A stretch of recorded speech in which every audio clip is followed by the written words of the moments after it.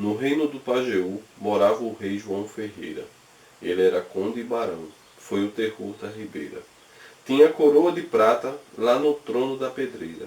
Havia lá dois rochedos, bem juntos e paralelos. A pedra era cor de ferro e incrustada de amarelo. Foi delas que, por grandeza, o rei fez a fortaleza, levantando seu castelo. E aí, pessoal, tudo bem com vocês? Se eu lhes disser que houveram 3 reis autoproclamados no sertão nordestino, vocês ficariam surpresos? Antes de entrar no episódio, tenho que pedir que vocês curtam e compartilhem nosso material, se inscrevam em nosso canal e vamos tratar agora desse momento um tanto fantasioso, mas ao mesmo tempo trágico, que aconteceu em nosso passado, tá bem? Logo depois da vinheta.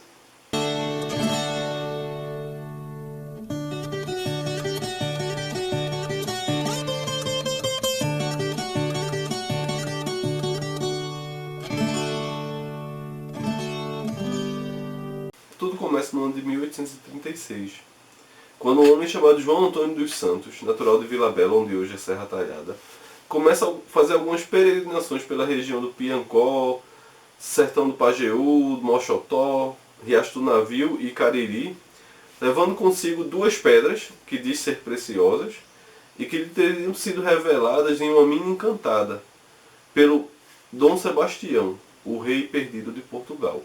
O rei havia desaparecido há pelo menos 300 anos, na Batalha de Alcácer Quibir, mas estava prestes a retornar para revelar a quem acreditasse um reino encantado de prosperidades e felicidade.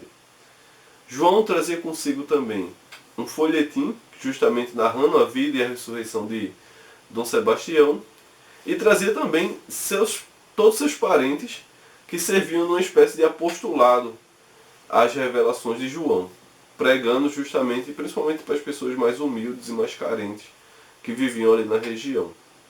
Aos relatos que constam, João ele tinha uma grande capacidade de convencer essas pessoas e levá-los até a Serra da Pedra Bonita, que fica hoje em São José do Belmonte, que era, de acordo com as pregações dele, justamente o local escolhido para ser o reino encantado de Dom Sebastião. Só para vocês entenderem um pouco o cenário, nessa Serra da Pedra Bonita, que fica em São José do Belmonte, há 2 formações rochosas altas e paralelas, que segundo João seriam as torres da Catedral Encantada. Além disso, há formações menores, que serviam de trono, de púlpito, e também uma espécie de caverna, que seria o Salão Encantado, onde eles costumavam fazer os festejos e alguns ritos que falaremos mais à frente, tá bem? João, como eu já disse, tinha uma grande capacidade de convencimento e graças a isso ele conseguiu dinheiro emprestado com as pessoas um pouco mais abastadas, além de gado, e também conseguiu uma esposa, que segundo as revelações ele precisava casar com uma mulher de nome Maria para que Dom Sebastião fosse desencantado. E essa mulher já era uma pretensão sua há muito tempo e os pais dela costumavam sempre negar, mas devido as pregações e talvez não querendo contrariar o profeta, aceitaram o casamento. O padre da comarca, vendo que aquilo ali tomava corpo e se tornava cada vez mais movimentada ali a região, procurou por João Antônio e recomendou que era melhor que ele se retirasse da região e parasse com aquelas pregações. E para surpresa de todos, o profeta aceitou. Não só aceitou, como desmentiu o que vinha falando, e também entregou as pedras que supostamente eram preciosas, e se retirou para o sertão dos Inhamuns, no Ceará. Contudo, um cuidado não foi tomado e a seita continuou, agora mais discretamente, e agora o cunhado de João Antônio resolveu tomar a realeza e se tornar o novo rei do Reino Encantado. Inclusive ele chegava a utilizar uma coroa toda feita de galhos secos. Ele se chamava João Ferreira. E aí as coisas começam um pouco a perder o controle. João Ferreira institui alguns ritos que lhe foram revelados, segundo ele, por Dom Sebastião. Por exemplo, eles passam a beber com constância o vinho encantado, que era uma bebida à base de manacá e jurema, que são alucinógenos, e fumar um cachimbo também feito de ervas, que também são alucinógenas. João também institui que os homens poderiam casar com mais de uma mulher e também que toda vez que houvesse um casamento, a esposa tinha que, na primeira noite, deitar-se com o rei, antes de servir ao seu marido. Passados 2 anos sob seu comando, ele revela aos seus seguidores que Dom Sebastião está muito insatisfeito com eles, porque nada fizeram até então para que o reino fosse desencantado. E justamente aí começa uma das cenas mais trágicas, talvez, da nossa história recente. João começa a pregar que era necessário o derramamento de sangue. Sangue de velhos, novos e também dos irracionais. E o que acontece? Os seguidores da seita estavam tão convictos do que estava por acontecer que começam a se entregar em sacrifício. Não apenas a si, mas também seus filhos e os animais que lá estavam. Quando começam os sacrifícios, as cenas de horror não param. Algumas pessoas se atiram das pedras mais altas, carregando crianças, e outras se entregam para terem a cabeça ceifada de facão ou esmagada de porrete. Segundo João Ferreira, era necessário lavar as torres da catedral encantada com sangue, assim como todo o campo ao redor da catedral. E sob essa justificativa, pelo menos 30 crianças morreram, além de 12 homens, 11 mulheres e 14 cães. Dentre as vítimas estavam a esposa de João Ferreira, que seria a rainha, e Isabel, que seria sua cunhada. E dentre as cenas, essa talvez seja uma das mais agressivas, pois Isabel estava prestes a parir quando foi sacrificada.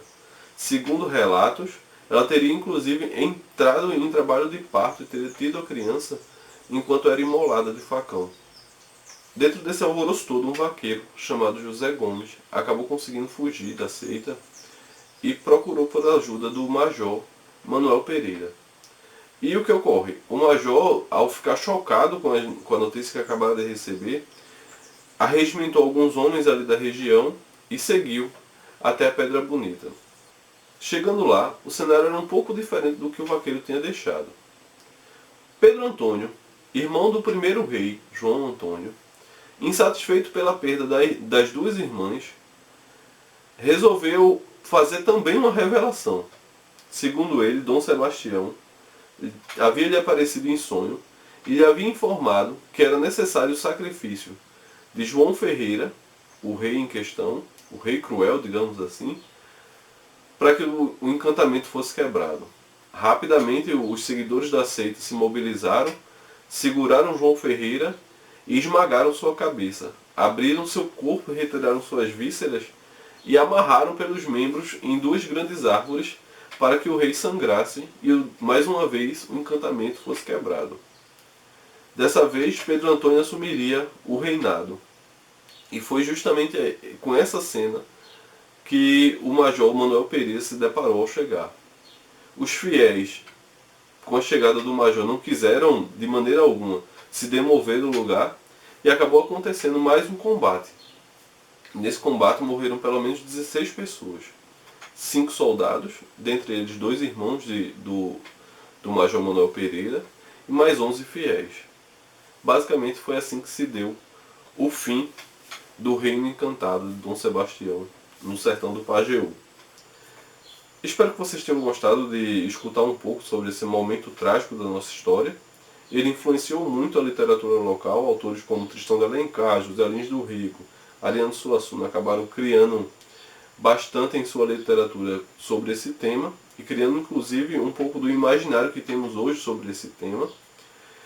E infelizmente essa não foi a única tragédia envolvendo messianismo, certo, que aconteceu no Nordeste. Em outros momentos vamos falar sobre outras e depois tentar entender um pouco qual era o contexto para que isso ocorresse, tá bem? Espero vocês, vamos continuar construindo conhecimento juntos, porque a educação é um caminho, tá bom? Um forte abraço e até o próximo.